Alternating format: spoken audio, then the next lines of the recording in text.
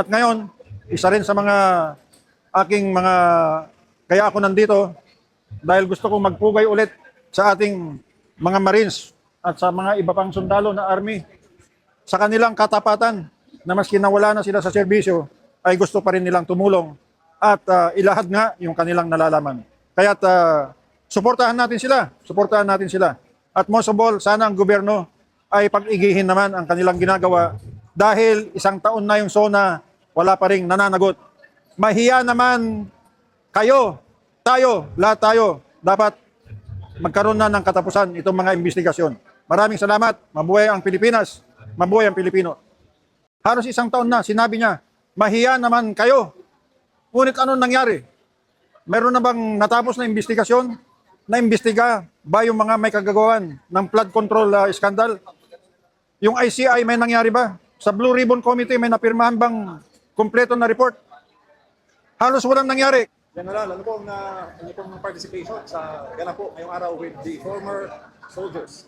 Alam mo, MJ, magandang umaga at ako'y bumabati sa ating mga kababayan. Nandito po ako ngayon dahil talagang nakakagalit na at nakakainip na ang nangyayari.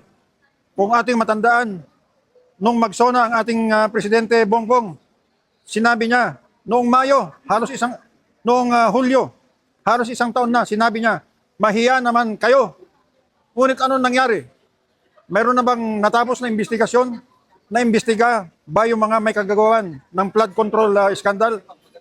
Yung ICI may nangyari ba? Sa Blue Ribbon Committee may napirmahan bang kumpleto na report? Halos walang nangyari. Kaya ang panawagan ko sa ating mga kababayan, sa ating mga Pilipino, tayo ay magsama-sama, bumangon tayo upang ipahiwatig sa ating gobyerno na kailangan ang mga may kasalanan ay managot. Kailangan magkaroon ng hustisya dahil napakalaki ng kanilang kasalanan. Ang ating gobyerno ngayon, umaabot na ng isang taon halos magmula nung SONA ay wala pang nangyayari. Talagang masasabi ko, kahiya-hiya na.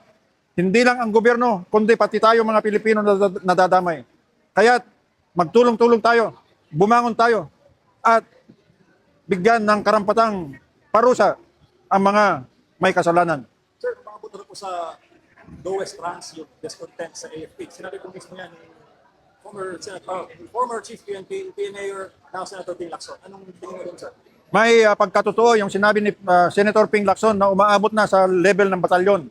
Talagang alam ng batalyon sa mga regional units. Talagang ang sundalo naman nakikinig kung ano nangyayari at pinag-aaralan nila.